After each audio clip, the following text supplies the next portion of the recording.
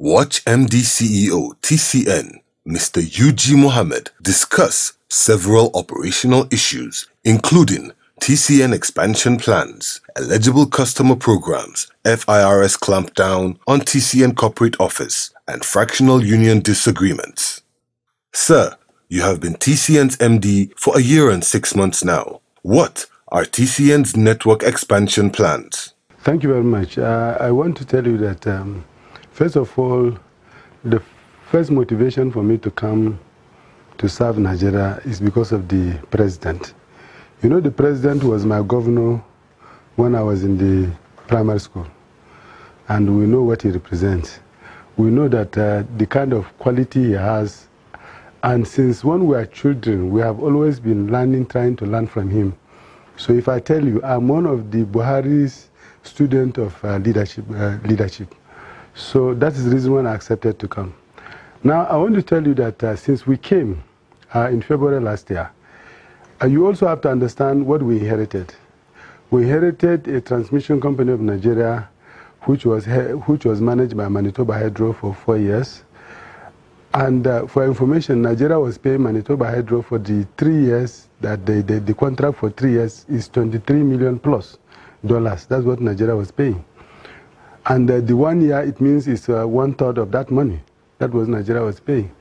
But Manitoba Hydro mismanaged TCN to the extent that the company is at the point of total collapse.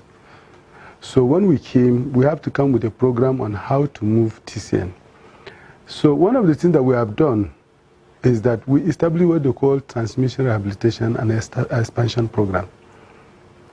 And what is that transmission rehabilitation and expansion program? That program contains 4 things. What does that mean? It means that for us to stabilize and make the grid a modern grid, we need to do 4 things. 4. One of these 4 things is frequency control. We need to achieve frequency control. By the grace of God, and since June 2017, we have achieved frequency control of 49.5 and 50.5. By the grace of God, this has not been achieved in the history of Nigeria in the last 20 years. Even WAP have acknowledged this success that we did. And when we try to achieve this frequency control, we are told that it will be temporary. But we have implemented it until today. It's more than 1 year now. It's still on. It has not been changed. But the grid code requirement of frequency control is supposed to be 49.75 and 50.25. The WAP code is supposed to be 49.80 and 50.2 Hz. We have established a plan to achieve 49.80 and 50.2, but we are waiting for the appropriate time to implement it. So that is one. The second thing we need to achieve is what we call spinning reserve. If you check our daily broadcast now, you see the spinning reserve is either 0 or is 40. It's either 0 or 40. Now, what is spinning reserve? Spinning reserve is putting generators on a mood in such a way that if there's a great instability, this generator will take up. It's an auxiliary service that you need to pay. When we came last year, as part of this program, we established a committee to review why we don't get spinning reserve from those generators that we have signed contract with. And the outcome of that committee is that the tariff we are paying for spinning reserve is not good enough. So we wrote to NAC and recommended the tariff that is good to intensify the generators. As God will have it, just about 1 month ago, NAC approved that we should go for competitive procurement of spinning reserve. And we have advertised it. We have advertised procurement of 300 megawatt of spinning reserve. This is the first time in the history of power sector that we have done such kind of advertisement. Now we are procuring 300. The ultimate actually is supposed to have 450.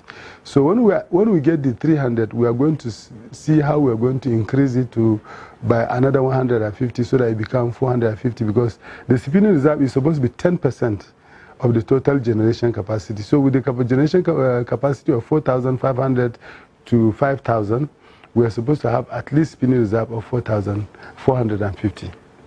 So that is it. So I've said 2 now. The next thing we need to achieve is that we need to have a functional SCADA. It will interest you to know that Nigeria has attempted to have a SCADA, to procure SCADA 3 times, and 3 times we were not successful. The last one that took place in between 2007 and 2006 and 2007, I was in PMU when the World Bank financed the SCADA. Nigeria spent about $46 million, but the SCADA that was completed has significant deficiencies that it cannot see more than 40% of the network as we speak. And even the 40% that it sees, there are some areas that it cannot see very well because of communication and some other reasons. The same way when we came as part of this program, we established a committee to review and find out the reason why for 3 times we attempted to do SCADA and we are not merely successful. And the findings of the committee include that we have a lot of deficiencies. Our procurement was not point to point. We didn't anticipate expansion, and the communication network is very poor, and all these things. Now, when we got that report, we now procure a consultant to go and do the scoping. And the consultant is EDF, Electricité de France. EDF did the work and submitted their report in December. When we got the report, we still feel that it's not enough for us to collect the report like that. So we subjected the report to international conference where we brought experts all over the world. You are aware we brought 3 power grid. The power grid of India, which managed about 350 gigawatt of electricity, was brought here. The power grid of Ghana, Gridco, and the power grid of Italy. We also brought all the original equipment manufacturers and all the experts of SCADA in Nigeria. We brought them.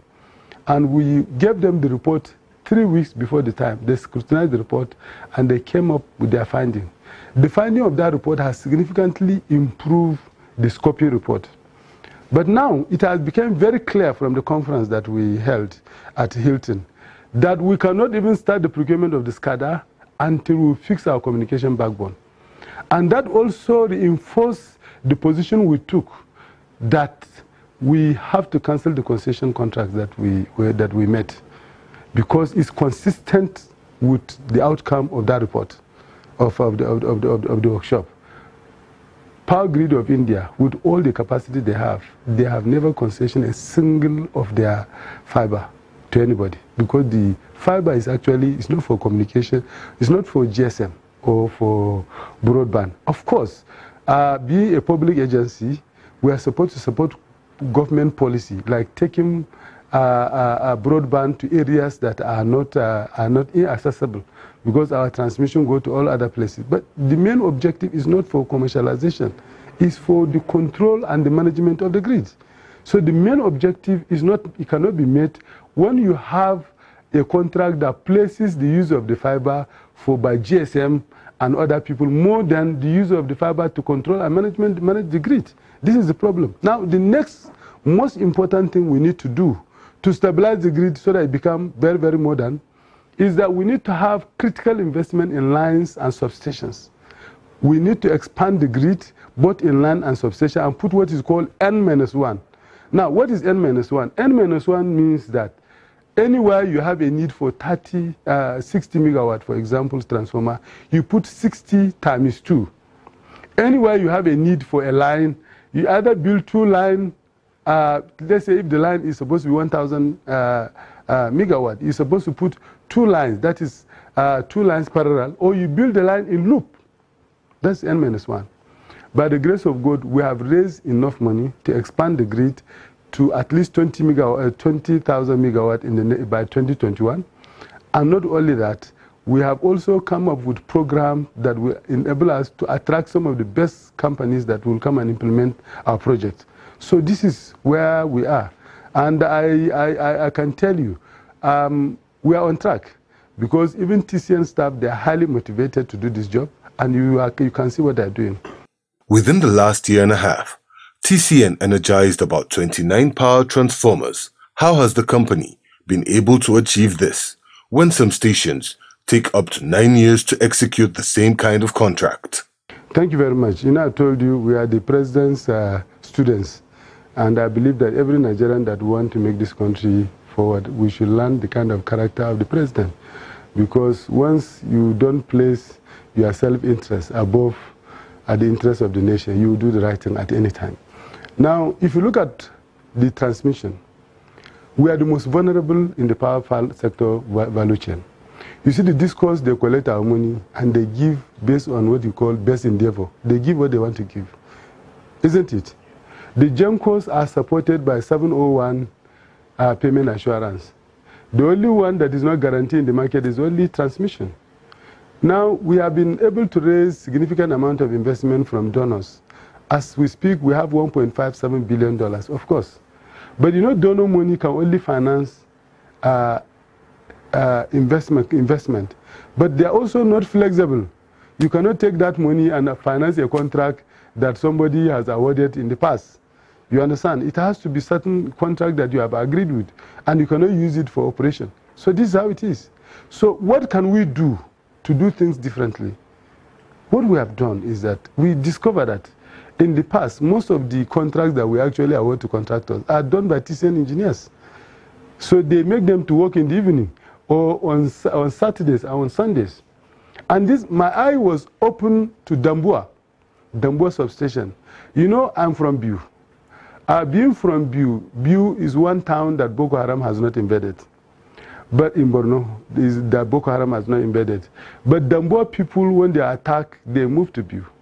So when the security improved, they moved to their place. So we need to, you know, the substation was burned by the Boko Haram. So we need to build the substation again. We have 40 MVA that is sitting there. So I called for tender that time. And the tender shows that we need to pay 228 million. So I called the then ED, former ED transmission, and I told him 228 million is too high. So let's call the general manager in Bauchi, who is in charge of that area. Maybe they can get cheaper way of doing things there. So we called him, and we told him to check for 2 tenders to get us 3 quotes from that side. He got the 3 quotes. You know, this one is 228 million. Do you know what happened? The quote became 20 million, the cheapest, instead of 228 million. So I said, okay, let's call the GM. If he's the one installing, how much will it cost him? The GM, we called him. The GM said, if I'm the one installing, it will cost me about 15 million. But the reality is that I will need additional 3 million because we need to provide money for soldiers to guard us as we are doing the work. So I said, let's give him the money. We gave him the money. And the money mostly are for his allowance of the people that they are going to work with. It's not that they are procuring anything substantial. Within 1 month, he completed the work. And he called me that he has completed the work. Now the contractor and the original equipment manufacturer, they said they don't want to go to Damboa to go and energize the substation. I told them, get all the best PCNM engineers here, let them go to Damboa and energize it. So they went and energized it, and it was working. So from there, I now asked, all those places where we have transformers, some of them have been there more than 10 years. We have 60 MVA in Aba sitting more than 10 years. We have 40 MVA in Oma here sitting more than 10 years. We have 60 MVA in Funtua. We have 40 MVA in Zaria. We have 60 MVA in Aja. We have 40 MVA in Ejibo. Several places. I sent a letter to the regional general manager. I said, give us the cost that will take you to fix this transformer in your place. If you don't know how to do it, call Engineer Alim, the regional general manager of Bauchi. And you know what? Successfully, each one of them were being installed all over the place.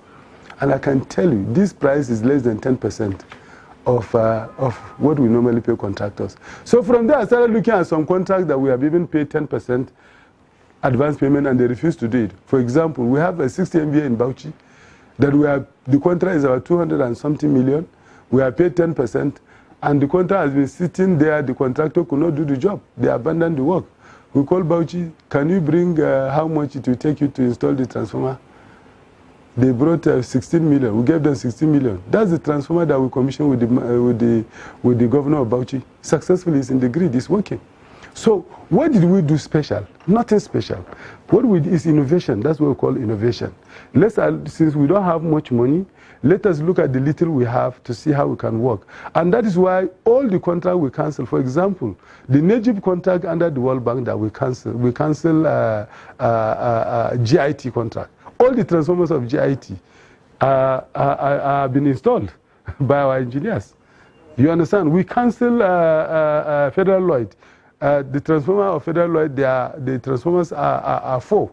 Out of the 4, we have installed 3. One is under installation now. Do you understand what I'm saying?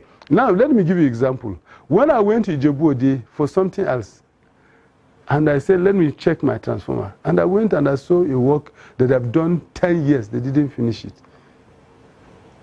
I called the regional general manager to come and meet me in Ijebu-Ode. I decided to even sleep there. He came here, and I gave him 3 weeks to complete the work. For your information, he completed the work 3 weeks less 2 days in Jinadem. He completed it. So this is how we are working. The staff are highly motivated. Look, the best hard-working staff you can get in Nigeria is in TCN. Of course, we still have some of the bad egg that were spoiled by Manitoba Hydro, few of them, but the majority of them are very good engineers. As we speak with you, TCN is building a substation on an island in Lagos, a place they call Elashe. When I came here and I asked for the cost estimate for the construction of that substation, it was about 1 billion naira. I can tell you the job is about 95% complete now. Even the transformer is on plane, they are coupling it. And what we have spent is less than 100 million. So this is where, that's how this thing. No more new money came to TCN now. In fact, we are even worse because the discos are now, heat is more on us. They are not paying much money to us. But it's because we are doing innovation, we are using in-house capacity, we are telling our people they need to fix the grid. You understand? Because we have to fix the grid. And they are working very hard, and that's how we are achieving what we are achieving. If you look at the Woodil contract that we cancelled, that contract has been there for a long time. When I called the contractor, you sit here, I said, look, my friend, you need to complete the job. He said, I have to give you 500 million. If I don't give him 500 million, he will not do this. I said, 500 million? He said, that's okay. I called the engineers and said, go and value and give us what you think we need to pay them. They came and they said 54 million. The man said over his dead body, he will not do it. That is, apart from the road, we need to give him 54 million. I told him that we are not extending the contract. The contract has actually ended, so we are not extending. I called the regional office in Kaduna, go and complete the job. We have completed the job in 2 weeks, and we paid the Kaduna only 40 million. And it is in the grid. And I can tell you, this is what we are going to do in Damaturu also. Damaturu is going to be completed. Do you understand what I'm saying? We'll complete Damaturu, because if we don't complete Damaturu, Maiduguri is completed, but you cannot energize Maiduguri without completing Damaturu, because Damaturu is turn in, turn out. TCN has attracted much more funding under your leadership than ever. Before, it had a problem getting up to $400 million from donor agencies. What have you done differently? No. It's not because I'm from African Development Bank. But actually, my core area of competence is contract management. This is what I've been doing for several years, even before I went to the African Development Bank. I've worked in the power sector for 17.5 years. And I was part of most of the reform and most of the initiative in the sector, beginning from when Obasanjo was the president until Eradua before I left. So I understand the system very well. Now, when we came to TCN, we need to rehabilitate the network. We need to upgrade the system. We need money to make this N-1 that I told you. There are various sources under which we can raise money. One of them is that we can depend on our revenue. But you know the discos are paying less than 40% of our revenue. So we cannot use it in operation and use it to finance any network. The next thing we can do is to say, let's go for PPP, like contractor finance or any form of PPP. That one also will not work, because every PPP will depend on the revenue that will come into the market. You need to put some sinking fund so that when your liability crystallizes, you should be able to pay. So because we are not getting, the market is not viable, that cannot also work. So the only option we have is to go to multilateral donors and bilateral donors to raise money. Fortunately, this is an area that I know very well.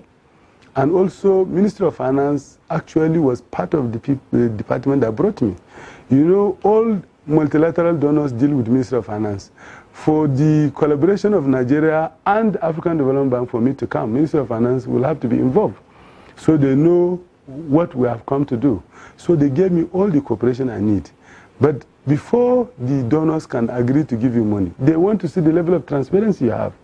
TCN for the 4 years that Manitoba, 4 years and the 5 months that Atiku managed, has never delivered a single audit. Meaning, since 2012, when TCN was created, to the time I came, there was no single audit. So we work hard to deliver the audit. I can tell you there was about 3 days that I slept in the office on different occasions to ensure that we delivered the audit. So we delivered 2012 to 2014, we delivered 2015, and we delivered 2016. So when we were able to deliver the audit, I mean, the multilateral donors become comfortable with us. Then the next thing is that there was also this report that was actually written by the World Bank that indicated TCN capacity to implement projects not more than $100 million per annum. Now, if you are implementing a project that only $100 million, what does that mean? It means that you can never expand the network. It means you cannot grow outside the system. You understand what I'm saying? So that is how we have to now reorganize the project management unit. We actually recreated 4 project management units, and all the key staff of the project management unit, we advertise them on our network, on our system. And the project managers, actually 4 of them, when they came, they had to sit for exam actually, and the exam is computer-based. So if you are computer illiterate, I mean, when you come, you can't even open the computer, so you are out particularly immediately. After the exam, we did interview them. And then, you know the interesting thing? All the results of the interview were also posted on our website. And all the key staff, all the 4 project management units, each one of them have the project manager, project accountant, procurement officer, 2 substation and line coordinators. 2 substation and line coordinators. All of them are procured competitively. And there's no single protest to date since we did it.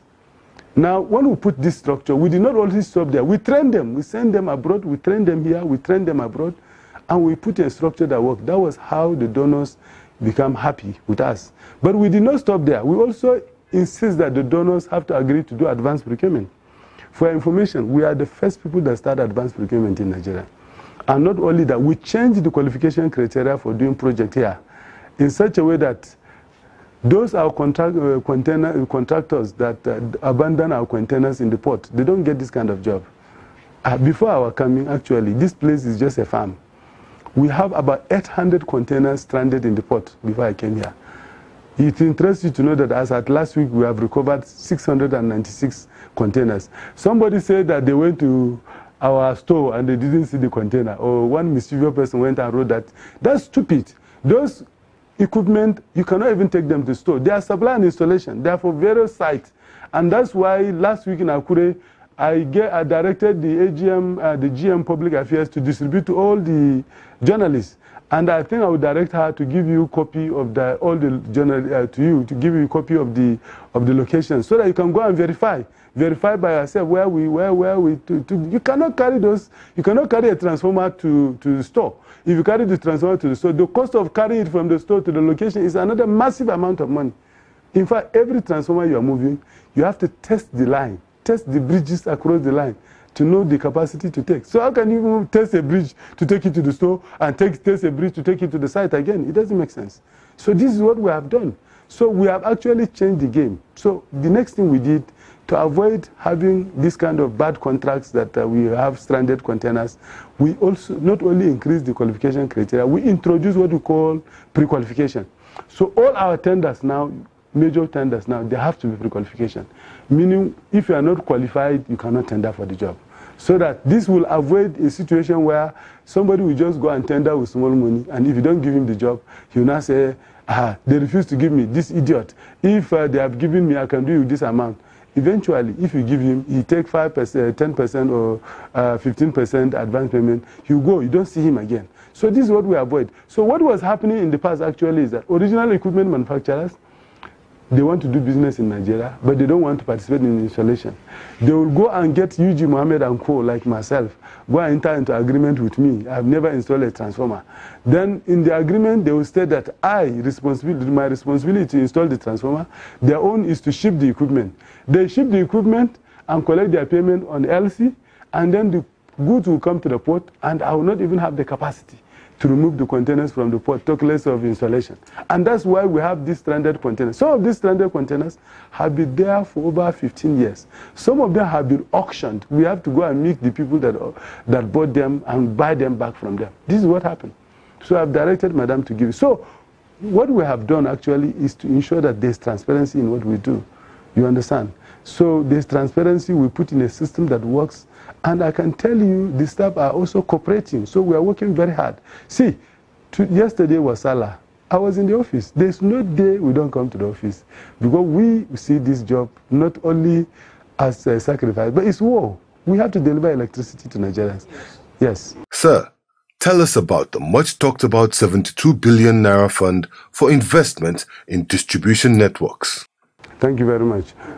First of all, I want to tell you that it's not the discourse that say that they don't know about. It's the association of discourse.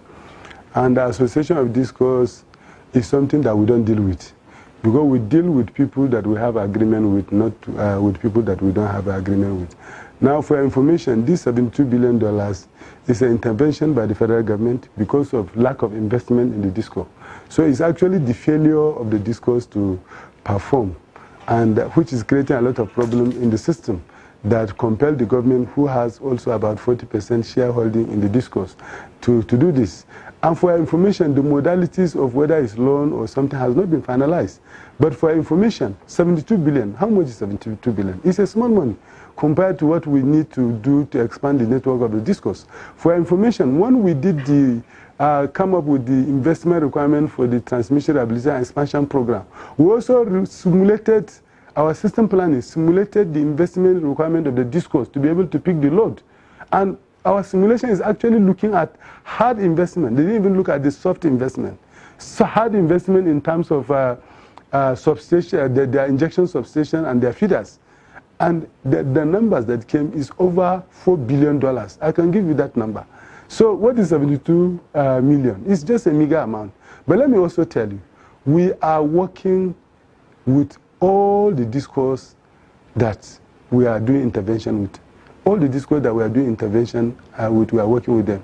If you want to do supply and installation contract, how do you procure a supply and installation contract when you don't know the place where you're going to install? So it means we are working with those places that discourse. So but all the discourse, of course not. It's only those that are interested that we are working with. You understand what I'm saying? So we are working with discourse that are actually interested in that this thing. But is TCN solely managing that 72 billion? No. The PIU is situated in TCN. But actually is TCN Ministry of Power and those discourse that are involved that are doing the procurement, all the evaluation, everything, they are involved. So this is how it is. So Association of Disco, yeah, this is an association. They can say whatever they want to say. But the reality of the matter is that we are working with the disco. But let me also ask you, is TCN not interested in investment in disco? We are connected to the discos. I can tell you, even here in Abuja, we have lost 2 transformers as a result of lack of investment in the discos. We lost 60 MVA in Kubwa just recently. We lost 60 MVA in Karu. The one in Karu, we have replaced it. The one in Kubwa, we have not yet replaced it. So if there is a network that is very poor, it also hit our transformer and cause us to lose our transformers and lose our equipment. So it's a problem to us. But this is the issue of the investment now. It's investment you need now. If you don't have investment, you cannot use any other thing to do it now.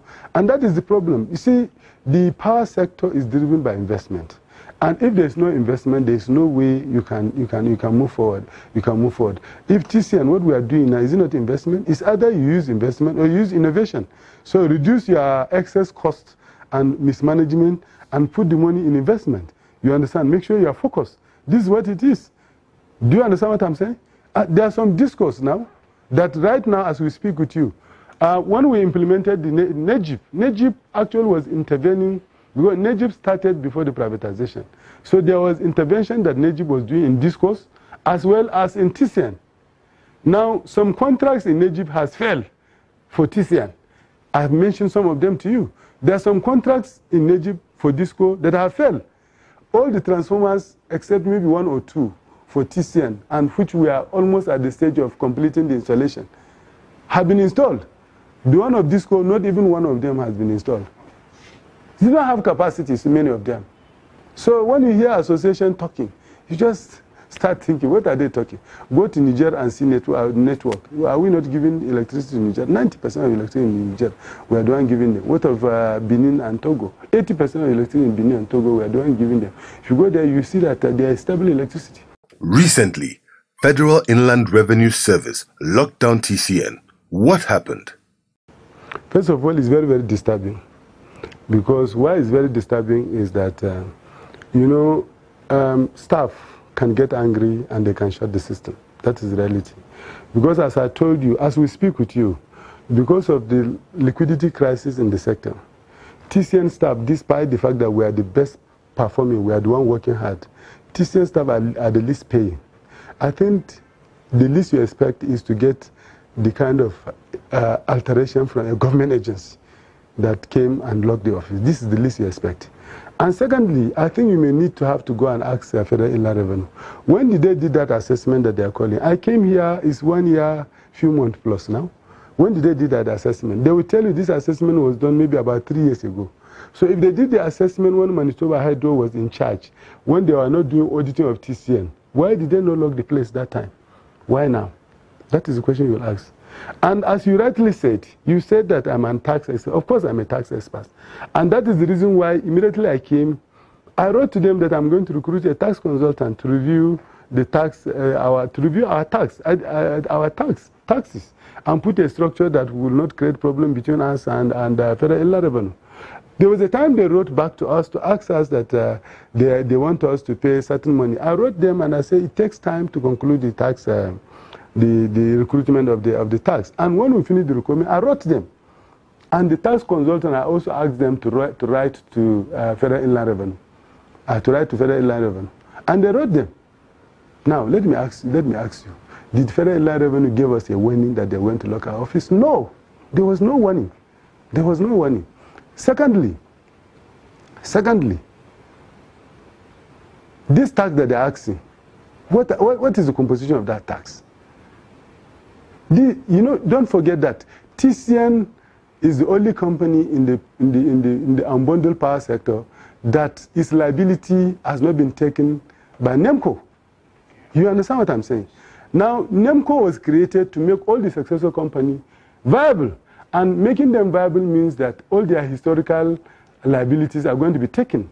Now, when they took the decision to, when they are taking the liabilities at that time, the intention was to fast-track those companies that are going to be privatized.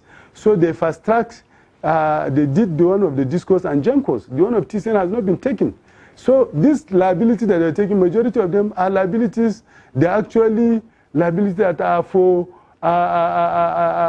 historical debt. Now, when I came, we wrote to the government. The government actually constituted a team headed by the MD of NEMCO, and they are actually reviewing the liability. I think even recently they submitted a report. But even the tax element, they say they want to see the conclusion of the tax consultant review before they can conclude it. So the majority of this tax are actually tax that you can claim a liability, a legacy liability tax. Now, the next thing is that from the numbers that PwC did our audit, now I told you there was no audit before now. Now, from the numbers, you will see that there are certain taxes that is unreasonable. Let me give you. The tax are supposed to be calculated on the basis of revenue, isn't it? Now, our revenue is our billing based on the tariff that NAC gave us. That is our revenue. But now, what is our revenue? Our actual revenue is what the DISCOs give us. Do you understand what I'm saying? So, if the DISCOs give us 40%, you understand? Now, we are operating at deficit. How do you expect us? We are operating at loss. How do you expect us to pay tax on the remaining 60% which we don't collect? So, these are the kind of numbers that we are supposed to sit down and tackle with the Federal Inland Revenue. But honestly speaking, I don't know. I can clearly say that TCN is under attack. A faction of the Senior Staff Association of Electricity and allied companies disagreed with the recent promotion exercise. Also, other allegations were raised against the leadership of TCN. What is your take? Thank you very much. Definitely, there's no organization that you run that you not have issue with labor. This is a pure fact. you will always want one or two things with Labour, because Labour have their own focus, you also have your own focus. But the reality of the matter is, generally, we are supposed to be working for the same objective. Because the overall objective of other Labour and management is to see to the welfare of the staff and also to ensure that the growth and development of the organization. For Nigeria, is for us to ensure that we have sustainable electricity across the country. That is our objective. So that is what we have been working on. It's not that we don't have slight disagreement. But if you look at the issue of locking our office that Okonkwo did, go and check. I'll give you the pictures of those people. There's no single TCN staff. So who are those people? There's no single TCN staff that is involved. So this so-called division that you're talking, there's no division at all. There's no division. Look at what happened. Okonkwo used to be a staff of distribution. He rose to the rank of a PM in Ikeja Disco. He was a PM in Ikeja Disco. As the way he has been operating to use the union to get promotion, he muzzled his way from PM and became a general manager. So he was never assistant general manager in his life. So when he became a general manager, the then MD of Iko Disco, Akamnono, said that he cannot post him anywhere because there's no place to put him, because he is now has distorted the system in Ikeja Disco. That was how they brought him to TCN. Do you understand what I'm saying? Now, when they brought him to TCN, they created grid metering and created office of a general manager. Grid metering don't have a general manager before. They created it specifically for him. So when he became general manager grid metering, that's how he was. Now, look at what happened. When we anticipated the position of general manager of Lagos is going to be vacant, and when he anticipated, he actually sent somebody to me to say that he wanted to be posted as general manager Lagos. Because the general manager Lagos used to be the former president of the Senior Staff Association. Then I told him that no, it's not like that. The general manager of Lagos is one of the most important general managers we have in TCN, because he controls about between 30 and 40% of our network. So it's not just anybody you will post. So we are going to organize an interview, and you will be part of the interview. After the interview, anybody who gets it, we are going to send. We organized the interview. Unfortunately, he was not the one that got it. Since that time, he has made it a point that he has to fight us. So when my tenure ended in January, you know, I handed over and I left.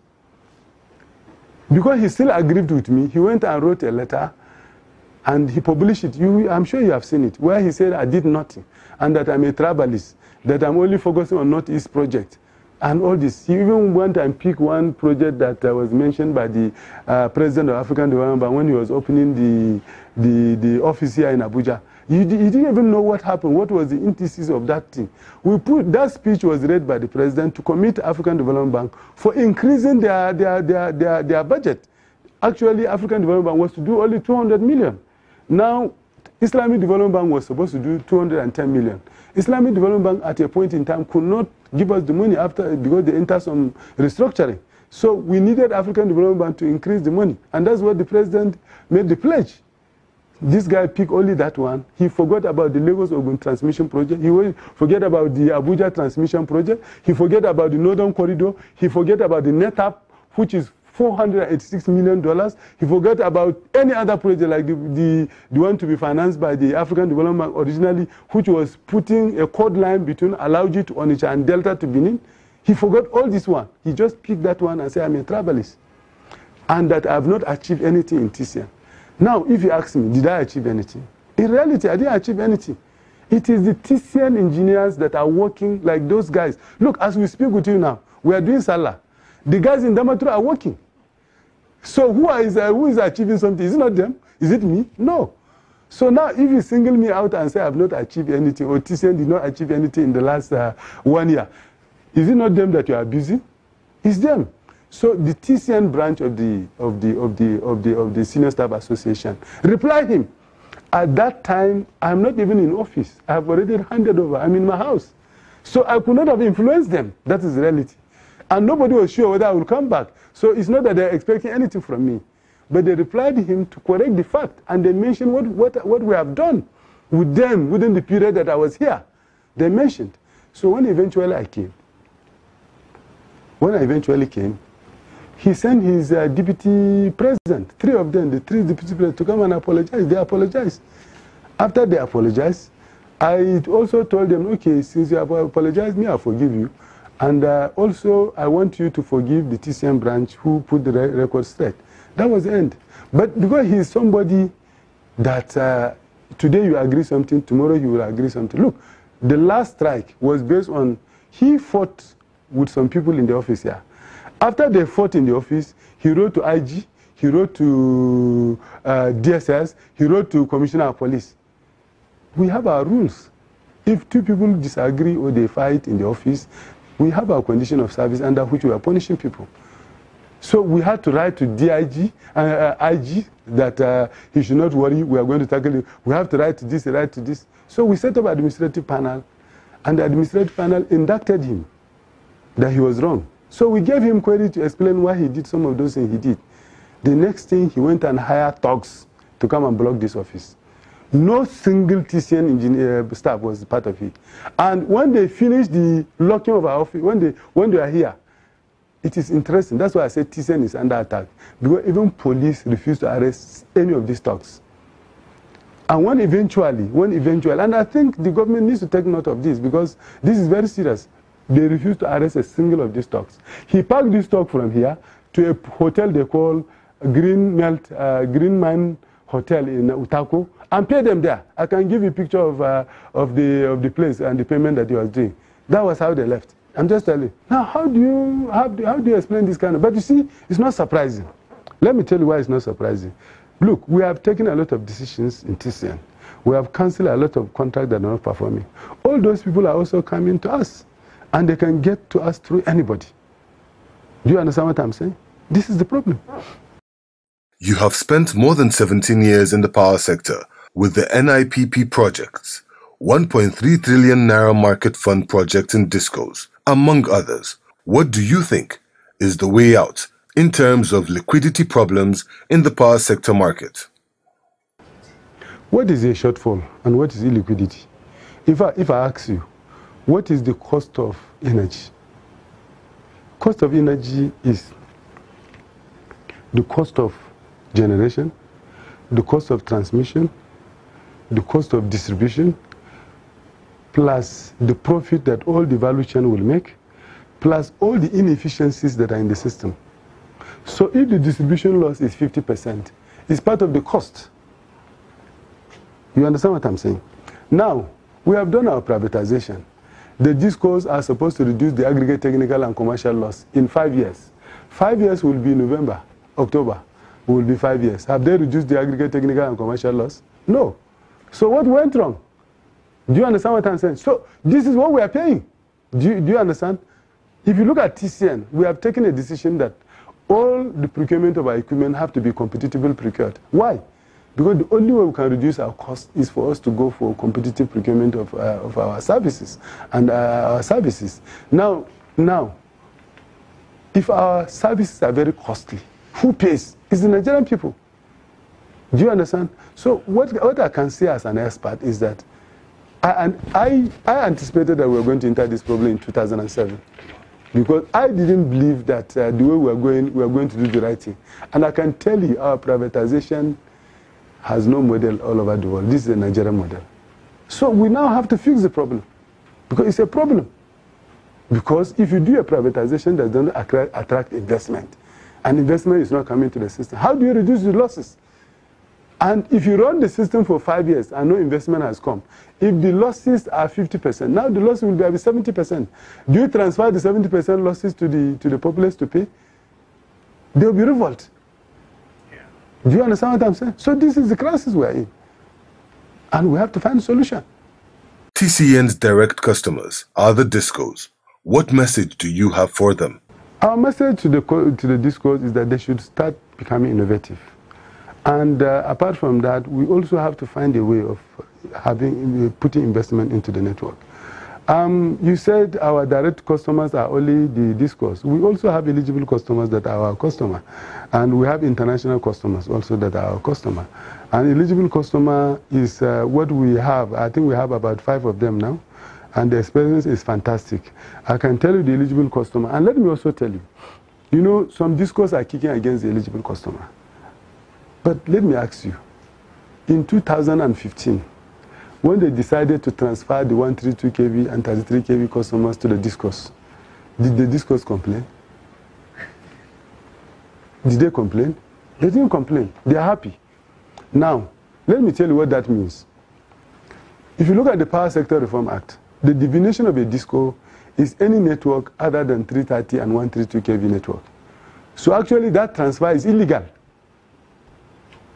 Did you understand what I'm saying? That transfer is illegal. So when it is illegal and it favors them, they're happy. When illegal something happens that doesn't favor them, it's stupid. Because if you look at the Power Sector Reform Act, the minister is empowered to declare eligible customer. And that's exactly what the minister did. Do you understand what I'm saying? Now, what is the eligible customer? The eligible customer are actually those 132 kV customers that have been transferred illegally to the discos that have been taken back. And let me tell you, those 132 and 330 kV customers, they are customers that TCN is the one servicing them. Disco don't maintain their network. Disco don't do anything to them. And they collect the money. And let me tell you, there are some discos, even the money they collect from 330 and 133 kV, because they don't give the market up to that amount. Do you understand what I'm saying? So we as TCN, what is our motivation for this eligible customer? The eligible customer is actually not driven by TCN. Our cost is a pass-through cost. The main beneficiary of the eligible customer are the GENCOs. They sign direct agreement with the consumer, and they sign PPA with the consumer, and they come and sign transmission use of system with us for service. So our cost, which is for transmission electricity, become their own pass-through cost in their PPA. Okay. So I don't know why the old hiccup. But the point is that the eligible customer also have a potential of reducing our contingent liability. Because all these things, government is guaranteeing these powers, and those powers are not taken. Embed is housing this liability on behalf of you and everybody, children. So every customer that we sign eligible customer with, that customer, that generator cannot charge for that quantum of load. They cannot charge embed. So in effect, we are reducing the contingent liability. And for us to move to actually a market that is functioning, we have to move to willing buyer, willing seller. An eligible customer is the beginning of willing buyer, willing seller.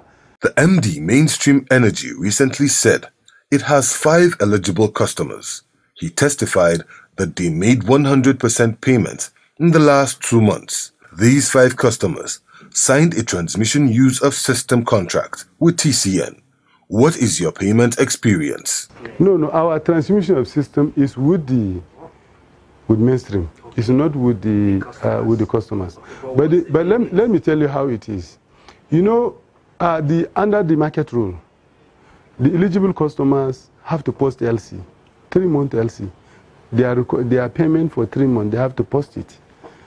So they post the LC in favor of Mainstream. LC? Yes, letter of credit for that amount. Letter of credit for that amount in favor of Mainstream. Mainstream is going to post an LC in our favor. We have already told them that we have not seen the LC, so they are working on it. They'll post the LC in our favor, so that if they don't pay 100%, we draw from the LC. So this is what, and you know that agreement also has what we call liquidated damage. So TCN, if we don't perform, there's penalty we are going to pay. Generator, if you fail to deliver, there's penalty we are going to pay. You understand? So it's driven by essential elements of a market and business. That's how it is. And are these discos excluded? No. Because if an eligible customer is going to pass through the TCN network, the generator sign transmission system with transmission. If that customer is a 33 kV or 132 kV customer, then they will have to sign distribution use of system with the disco. Then also the eligible customer declaration provided for what they call transitional competitive charge which this discourse will also be paid something for loss of revenue for the period that this thing is not with them. So what we need from the discourse is cooperation, because there's a win-win situation in this case. Do you understand? Follow us on Facebook, Twitter, Instagram, and YouTube for more information on the Transmission Company of Nigeria, TCN.